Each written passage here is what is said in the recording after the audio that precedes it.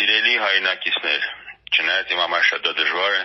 բայց ես ուզում եմ այսօր իմ միտքս, իմ ուղերձը ասեմ հայերեն, որտեղ ասում դա հաշվում դա շատ կարևոր։ 5 մտքեր եմ ուզում ձեզ փոխանցեմ ստեից եւ հույսում եմ, որ դուք ճիշտ կհասկանաք։ Առաջինը,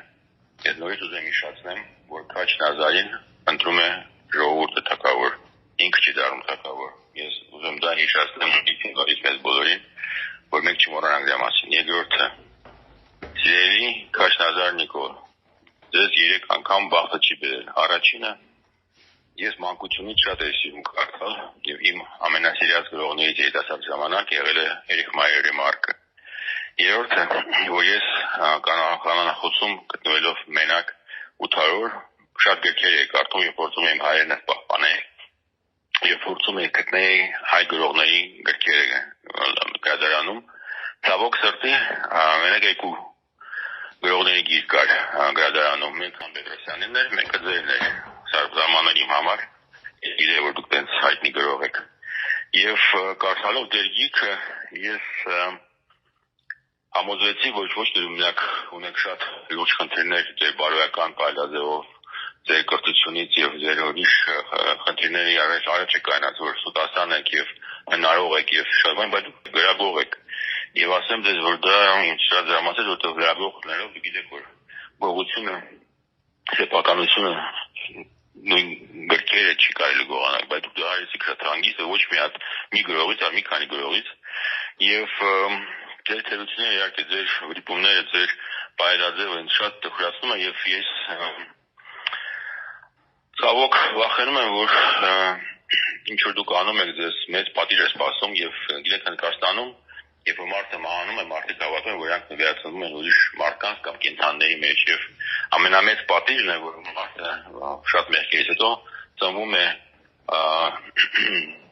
Անդրեվի ճճուի մեջ եւ 84000 ապրում են որպես Անդրեվի ճճու։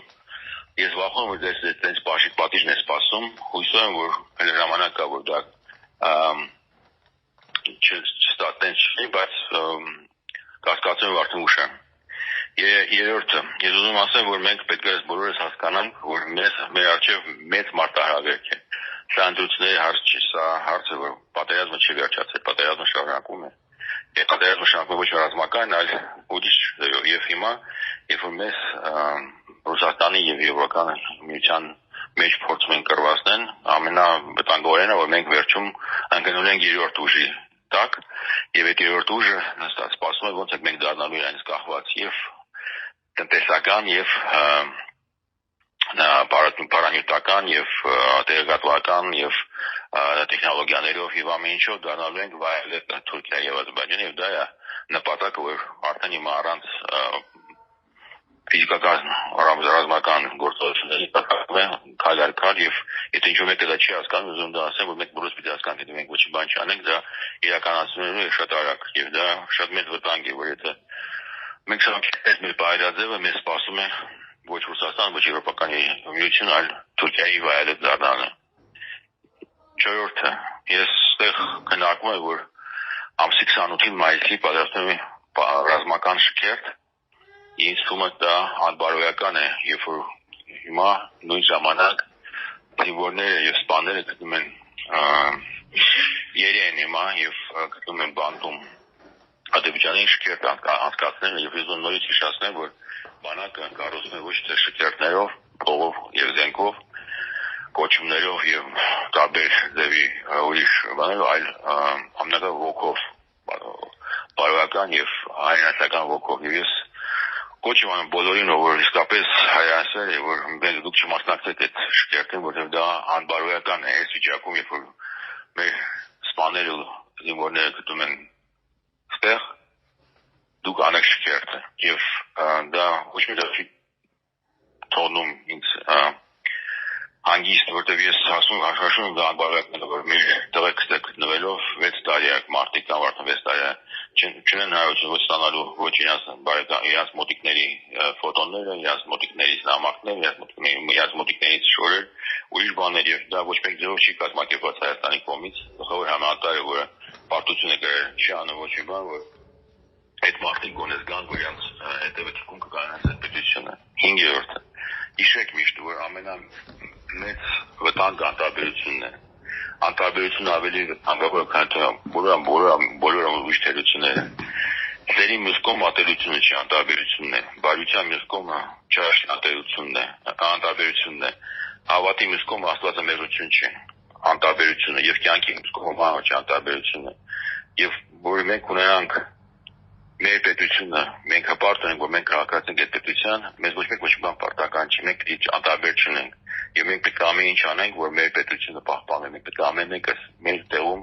հասկանանք, որ ոչ մեկ մի հոգին չի կարող փոխել այդ իրավիճակը, մենք իրար միասին բոլորս պետք է անենք ամեն ինչ, որ մեր երկիրը պահպանվի, որ մենք ունենանք անկախ պետություն։ Եվ վերջում ուզում ասեմ, որ իմ համար երջանկություն է ծառայել կամավոր երախտապար Աստծուն, սիրել բոլորին եւ ամեն ինչը, եւ հաղթահարել գայթակղությունները, սովորել ամեն վայրկյան, մինչեւ վերջին իմ կյանքի շունչը, եւ ամեն ինչ որ ես գիտեմ, կարամ ունեմ տամ աշխարհին, վերադարձնելով իմ անվերջ պարտքը Աստծուն, իմ երջանկության համար, եւ ես երջանք եմ, որ դա ես ամեն ինչ կարամ անեմ, մինչեւ վերջին իմ կյանքի շունչը, եւ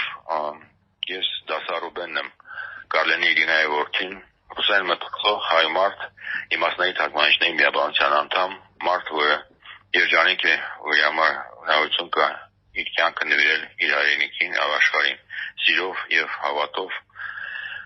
ծառայել բոլորին եւ ամեն ինչին։ Ես ձեզ ցանկանում եմ, որ մենք բոլորս հասկանանք, որ մեր ապագան մեր ձեռքերում է, ուրիշի ձեռքերում չի։ Եվ ես վստահ եմ, որ մենք ամեն ինչ